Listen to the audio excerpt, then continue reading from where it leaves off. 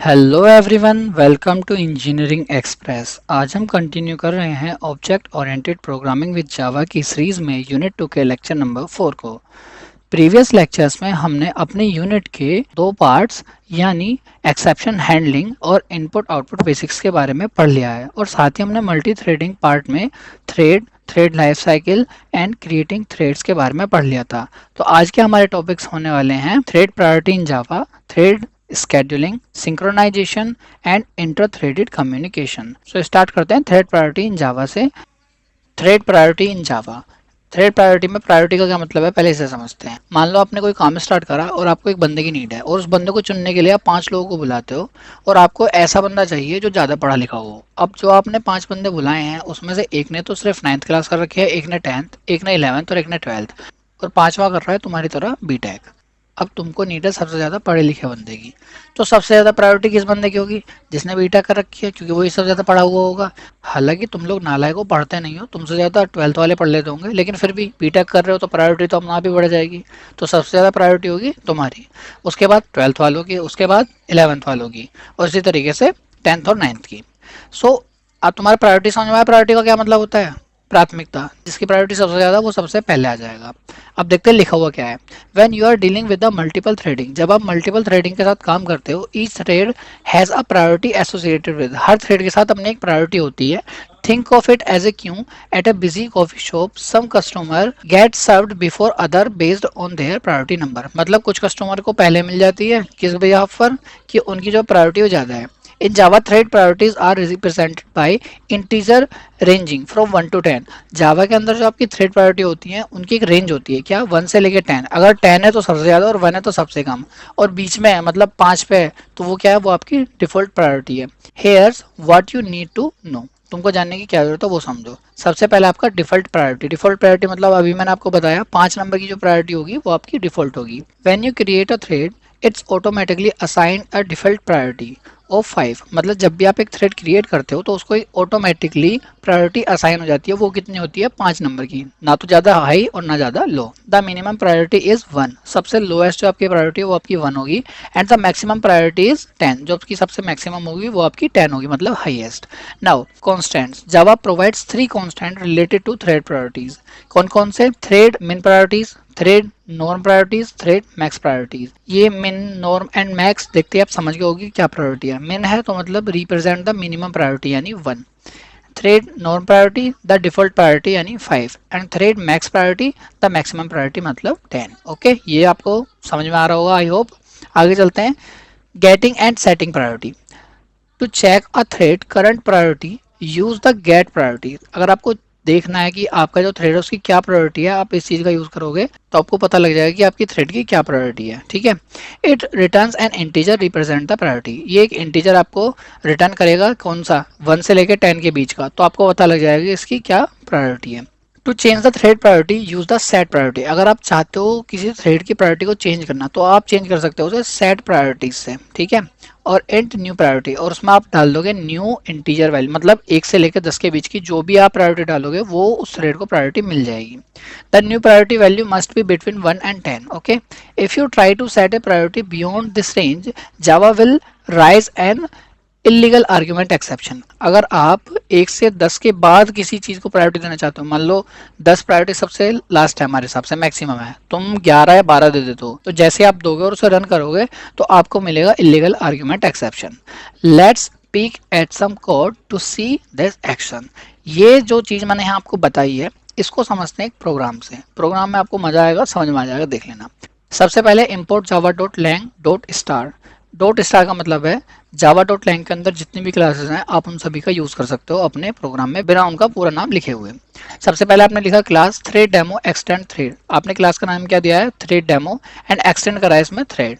Public static void main system dot out dot print ln, और उसके अंदर आपने प्रिंट कराया इनसाइड रन मेथड। नाउ आपने लिखा public static void man string args, and आपने यहाँ पे 3 अपने ऑब्जेक्ट बनाए हैं इस वाले क्लास के लिए। कौन कौन सा? T1, T2, T3, और इन सभी का ऑब्जेक्ट बना लिया। ठीक है, ये है ना थ्रेड डेमो, यही तो है, और इसका आपने यहाँ बना लिया ऑब्जेक्ट T1, T2, T3। आपने क्या करा? Check initial priorities. तुमने T1, T2 एंड T3 की प्रायोरिटी चेक करी। चेक करने के लिए क्या बताया मैंने? Get priority. देखो यहाँ पे लिखा हुआ है use the get priority method. आपने इसका यूज करा यहाँ पे देखो, गेट प्रायोरिटी मेथड T1 के लिए करा, सेम दूसरा T2 thread priority, T2 dot gate priority and T3 के लिए भी। नाउ ये आपका प्रिंट होगा आपका आउटपुट में। उसके बाद आपने क्या करा, सेट न्यू प्रायोरिटी। जो भी आपकी प्रायोरिटी आई उससे आपको अभी कोई मतलब नहीं है, आपने अपना सेट कर दिया प्रायोरिटी का कि T1 को प्रायोरिटी सेट कर दो 2, T2 को सेट कर दो 5 एंड T3 को सेट कर दो 8। मतलब ये प्रायोरिटी आप इन पर सेट कर दो। नाउ अब सेट करने के बाद आपका नया चेंज हो गया होगा, तो आप क्या कर रहे हो, चेक अपडेट प्रायोरिटीज। आपने दोबारा से चेक करा अपडेटेड प्रायोरिटीज को, सेम इसी तरीके से जो आपको ऊपर लिखा था आपने यहाँ सेम लिख दिया। Now main thread detail system dot out dot println currently executing thread plus thread dot current thread dot gate. ये वाला तुम्हें लिखने का नीड नहीं है, इस वाले को मत लिखना, सिर्फ इतना देखना, जो चीज़ ऊपर लिखी है आपको इतने में समझ में आ जाएगी। सबसे पहले क्या हुआ है, T1 T2 T3 तीनों की क्या क्या प्रायोरिटी थी। एज अ डिफॉल्ट हमें पता है 5 होती है, तो उसने 5 रखी। उसके बाद आपने सेट कर दिया, आपने यहाँ पे यहाँ सेट कर दो इनको, एंड आपने क्या करा है, इसको प्रिंट कराया था। तो प्रिंट होने के बाद क्या हुआ, आपकी T1 की प्रायोरिटी 2 आपने सेट करी थी, 2 आ गई। T2 की 5 करी थी, 5 आ गई। T3 की 8 करी थी, 8 आ गई। ठीक है, यह इतना आपका आउटपुट आएगा अगर आप इस चीज को नहीं लिखोगे। ओके, आई होप आपको समझ में आया होगा। नीचे इसकी छोटी सी एक्सप्लेनेशन है, इसे आप पढ़ लोगे तो भी समझ जाओगे क्या लिखा हुआ है यहाँ पे। अब देखते हैं थ्रेड स्केड्यूलिंग क्या होता है। Thread scheduling is a process by which the JVM allocates CPU time to threads. Thread scheduling एक प्रोसेस है जिसकी हेल्प से जेवीएम सीपीयू के टाइम को एलोकेट कर देता है थ्रेड्स को। JVM use the scheduling algorithm to decide which thread to run next. JVM जो होता है यूज करता है स्केड्यूलिंग एल्गोरिथम का, ये देखने के लिए कि कौन सी थ्रेड आपका रन करने वाली है नेक्स्ट को। ठीक है, thread priorities are a way to assign importance to thread. Each thread is assigned to a priority level 1 से लेके 10 तक, and with 1 being the lowest and 10 being the highest. Okay, ये चीज तो मैंने ऊपर आपको बताई दी है। How priority influence scheduling. Higher priority is first, मतलब जो आपकी हायर प्रायोरिटी है वो पहले नंबर पाएगी। The JVM runs thread with the higher priorities first. If two threads are waiting for CPU time, the one with the higher priority will run first. मतलब अगर हमारी दो थ्रेड्स वेट कर रही हैं जेवीएम का, तो जेवीएम सबसे पहले उसको उठाएगा जिसकी प्रायोरिटी सबसे ज्यादा होगी, मतलब जिसकी प्रायोरिटी उन दोनों में ज्यादा होगी। ठीक है, सेकंड पॉइंट है priority based queue. Threads are placed in a priority based queue. हमारी जो थ्रेड्स होती हैं वो हमारी प्रायोरिटी बेस्ड क्यू में होती हैं। The JVM runs the thread at the front of the Q first. मतलब क्यू के फर्स्ट, मतलब जहां से आपका एंट्री पॉइंट है वहां से स्टार्ट करता है जेवीएम उसको उठाना, जेवीएम थ्रेड्स को उठाना स्टार्ट करता है। जेवीएम थ्रेड्स को रन करता है स्टार्टिंग से, मतलब जेवीएम रन करता है थ्रेड्स को, अगर वो क्यू में है तो क्यू के फर्स्ट में जो थ्रेड है सबसे पहले वो उसको उठाएगा। Now preemption, if a higher priority thread become runnable, the JVM can preempt a lower priority thread to run the higher priority thread। मान लो आप किसी थ्रेड को रन कर रहे हो और उससे हायर प्रायोरिटी वाली कोई थ्रेड आ गई है, तो जेवीएम क्या करेगा, पहले लोअर प्रायोरिटी वाले को छोड़ देगा और हायर प्रायोरिटी वाली थ्रेड को एग्जीक्यूट करना शुरू करेगा, यानी रन करना शुरू करेगा। Time slicing, the JVM allocates a time slicing to each thread. JVM जो होता है वो एलोकेट करता है टाइम हर एक थ्रेड को। Higher priority thread receive large time slice. जो हमारी हायर प्रायोरिटी थ्रेड होती हैं वो रिसीव करती हैं लार्ज टाइम स्लाइस को। ठीक है, एग्जाम्पल क्या हमारा, suppose we have 3 threads, thread A, thread B, thread C, and priority इसकी 10 है, इसकी 5 है, इसकी 1 है, और ये क्या हमारा, ये क्रिटिकल टास्क है, ये नॉर्मल टास्क है, और ये बैकग्राउंड टास्क है। Okay, the JVM will schedule these thread as follow। क्या करेगा, the thread a priority 10 runs first because it has a highest priority, क्योंकि ये highest priority है, सबसे पहले इसको रन करेगा। when thread a finish और is preempted, मतलब जब आपकी finish हो जाएगी a thread, thread b यानी priority 5 runs नेक्स्ट, क्योंकि उसकी प्रायोरिटी लास्ट वाले से ज्यादा है। और उसके बाद क्या होगा, हमारा थर्ड प्रायोरिटी हमारी रन होगी, यानी हमारी थ्रेड, और उसके बाद हमारी थ्रेड बी फिनिश होगी क्योंकि उसकी जो प्रायोरिटी है। And last when thread B finish then thread C runs last, क्योंकि उसकी प्रायोरिटी सबसे कम थी। ठीक है, यहाँ खत्म होता है आपका थ्रेड प्रायोरिटी इन जावा। इसके बाद आपका नेक्स्ट टॉपिक कौन सा आता है, सिंक्रोनाइजेशन। सिंक्रोनाइजेशन से क्या मतलब है वो चीज समझते हैं। Synchronization in Java is like a lock on a door. Synchronization बिल्कुल ऐसे है किसी दरवाजे पर आपने ताला लगा दिया हो। It ensure that only one thread can enter a critical section of code at a time. ये निश्चित करता है इस चीज को कि एक टाइम पर क्रिटिकल सेक्शन में सिर्फ एक ही थ्रेड आएगी। It prevent other threads from interfacing, और ये बचाता है अदर थ्रेड्स को इंटरफेसिंग करने से। वाई यूज सिंक्रोनाइजेशन, हम यूज क्यों करते हैं सिंक्रोनाइजेशन का? 2 पॉइंट लिखे हुए हैं, maintaining data consistency and thread interface. Okay, इसके बाद आते हैं हमारे टाइप ऑफ थ्रेड सिंक्रोनाइजेशन। सबसे पहला है इसमें mutual exclusive synchronization. Now, mutual exclusive synchronization ensure that only one thread can access a critical section. ये इंश्योर करता है कि सिर्फ एक ही थ्रेड आपकी एक्सेस कर रही होगी क्रिटिकल सेक्शन को एक टाइम पर. This prevents concurrent execution when multiple threads try to access the same source at the same time. ये बचाता है पूरे एग्जीक्यूशन को जब हमारी काफ़ी ज़्यादा थ्रेड्स ट्राई कर रही होती हैं एक्सेस करने का सेम सोर्सेज को एक ही टाइम पर. This can be done in 3 ways. ये चीज़ जो होती है ये हमारी 3 तरीके से हो सकती है, 3 वे में हो सकती है. कौन कौन सा? By synchronize method, by synchronize block and by static synchronization. Second type आता है आपका कॉन्सेप्ट ऑफ लॉक यानी monitor.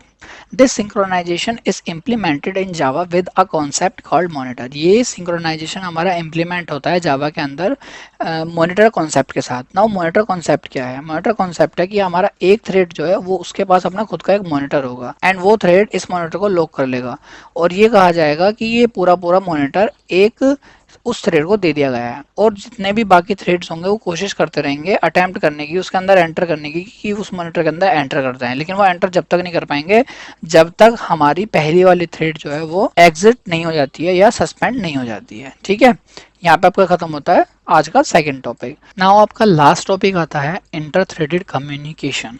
Inter threaded communication is the process of exchanging the information between multiple threads in a multi-threaded application. Inter-threaded communication एक process होता है exchange करने का informations को मल्टीपल थ्रेड्स के बीच में किसी मल्टी थ्रेडेड एप्लीकेशन के अंदर. Inter threaded communication is like a conversation between 2 or more threads to communicate with each other. Inter threaded communication एक तरह की कन्वर्सेशन होती है 2 थ्रेड्स के बीच जो कि आपस में कम्युनिकेट कर रहे होते हैं एक दूसरे से. It allow threads to share data, manage their execution and notify to each other in a control manner. ये अलाउ कर देता है थ्रेड्स को डेटा शेयर करने के लिए, मैनेज देयर एग्जीक्यूशन, उनके एग्जीक्यूशन को मैनेज करने के लिए और नोटिफाई करने के लिए एक दूसरे को कि वो इस वक्त क्या कर रहे हैं. This is important for building concurrent programming where thread need to be work together to complete task professionally. Okay, इतना आपको समझ में आया होगा. आपसे क्वेश्चन पूछेगा वो explain inter threaded communication in Java, तो आपको ये लिखना है पहले तो चारों पॉइंट की क्या लिखे हुए हैं. उसके बाद how inter threaded communication is achieved in Java. सबसे पहला पॉइंट है इसमें wait notify mechanism. Thread can wait for signal from another thread to proceed. Second आपका synchronised method and blocks. Thread can communicate through share data using synchronised method and block. Okay, third आपका thread joining. A thread can wait for another thread to finish before proceeding. Fourth आपका thread interrupts.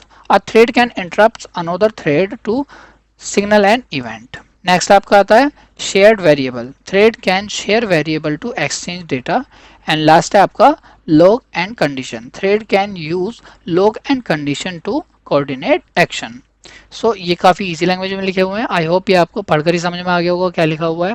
यहाँ पे आपकी second unit होती है ख़त्म. इसके अंदर जो भी क्वेश्चन आपसे पूछ सकता है वो मैंने आपको करा दिए हैं.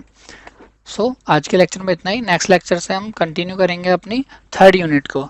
Thank you very much for watching this video. यदि आपने अभी तक चैनल को सब्सक्राइब नहीं किया है तो चैनल को सब्सक्राइब कर लो and press the bell icon. Like करो वीडियोस को अगर आपको समझ में आता है एंड शेयर करो अपने दोस्तों के साथ ताकि वो भी इजी से इजी लैंग्वेज में पढ़ पाएँ नोट्सों को एंड आसानी से याद कर पाएँ. ये हमारे QR कोड्स हैं जिनके थ्रू आप डायरेक्ट व्हाट्सअप ग्रुप में आ सकते हो.